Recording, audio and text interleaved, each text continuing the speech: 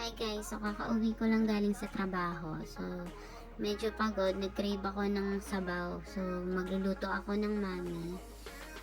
So, yan yung finished product ko. So, first, kailangan muna nating magpakulo ng itlog para magawa yan. Which is, eto na siya. Nagpakulo ako ng 4 lang. Mabilisan lang to guys. So, naghiwa ako ng repolyo, carrots, akong maming pansin. So, tapos bumili na lang ako ng chicken skin. So, nagpakulo lang ako sa pressure cooker ng beef. Yung sa bowl niyan, yun yung gagamitin kong panglomi. So, yan na. Para mas malasa siya. Yan. Tapos tatakpan mo lang, pakulan mo lang. Binalatan ko na yung itlog. Ibinalik ko ulit siya para mas mainit. Pakuluin mo lang siya ulit. So, pag kumulo na, ilagay mo na yung carrots.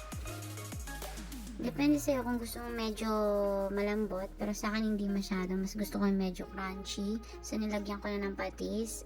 Tansya lang kung gaano kaalat ang gusto nyo. So, tinakpan ko muna. Hinayaan ko konting maluto yung carrots. Tapos nilagay ko na yung repolyo tsaka Mickey noodles. Konting kulo lang yan para hindi masyado maluto yung gulay. Yan, konting halo-halo. Tapos lagyan ng paminta.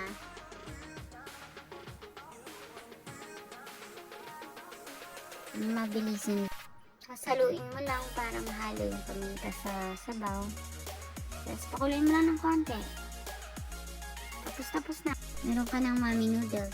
Minsan nga, pag nagmamadali ako, pag wala akong beef sa ref, ginagawa ko, nag-cube lang na beef. Tapos akong mami noodles, ganun lang. Pag talagang mabilisan lang na gusto mo ng sabaw. So yun, itlog lang, tsaka chicharon, bibili ka lang.